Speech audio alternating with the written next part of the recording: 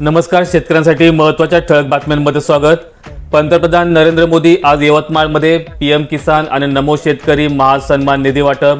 पंतप्रधान नरेंद्र मोदी यांच्या उपस्थितीत बुधवारी सायंकाळी 4:30 वाजता नागपूर मार्गावरील डोरली शिवारात महिला बचत गटांच्या मेळाव्याचे आयोजन करण्यात आले।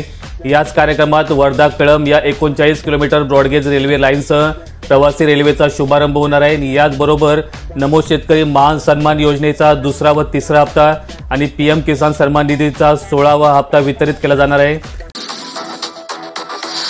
शेतकऱ्यांसाठी खुशखबर, मागेल त्याला सौर कृषी पंप देणार, अजित पवारांची घोषणा। अंतरिम अर्थसंकल्पात शेतकऱ्यांसाठी काही तरतुदी करण्यात आलेल्या आहेत। सौर कृषी पंप ते कृषी महाविद्यालयास मान्यता। अंतरिम अर्थसंकल्पात शेतकऱ्यांसाठी नेमकं काय?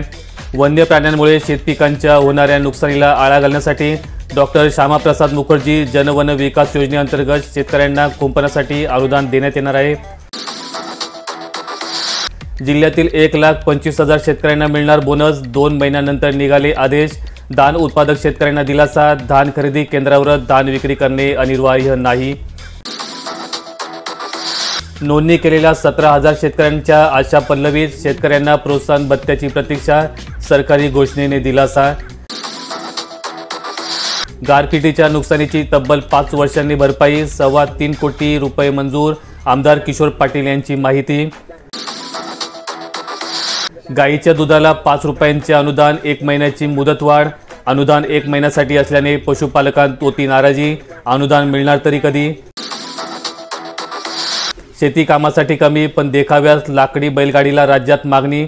नोकरीच्या मागे न लागता व्यवसायात दिले प्राधान्य। हैदराबाद, झारखंड, गुजरातला गेला लाकडी चरक। मनोरा तालुक्यात 2,000हून अधिक विहिरी। उत्पादन वाढणार। 3 योजनेअंतर्गत शेतकऱ्यांना मिळाला सिंचन विहिरीचा लाभ। कांदा शेवंतीच्या शेतात चक्क अफूची लागवड। पुरंदरमधील कोडीत गावात केली कारवाई। गहू, मका, ज्वारी आडवी, कांदा भिजला, घरांवरील पत्रे उडाले। जिल्ह्यातील विविध भागात गारपीट आणि अवकाळी पावसाने पिकांचे मोठे नुकसान। आंब्याचा मोहर गळाला, पंचनाम्यास सुरुवात। सोयाबीन पाठोपाठ आता शेतकऱ्यांच्या हाती तुरी। पडत्या भावामुळे शेतकऱ्यांची निराशा, भाववाढीची प्रतीक्षा। बंदनंतर शेतमाल खरेदी विक्रीचे व्यवहार सुरू। वादळ वारे व पाऊस लक्षात घेऊन रब्बी पिकांची काढणी शेतकऱ्यांनी उरकावी। ताडपत्री सोबत ठेवण्याचे कृषी विभागाने केले शेतकऱ्यांना आवाहन। पशुधन उघड्यावर बांधू नये। पंतप्रधान आज यवतमाळमध्ये महिला मेळाव्याची जय्यत तयारी। 2 लाखांवर महिला उपस्थित राहण्याचा अंदाज। विशेष घोषणेकडे जिल्ह्याचे लक्ष। 3 दिवसांपासून हेलिकॉप्टरने होते टेहाळणी। अशा दररोजच्या महत्त्वाच्या ठळक बातम्यांसाठी चॅनेलला सबस्क्राईब करा। धन्यवाद।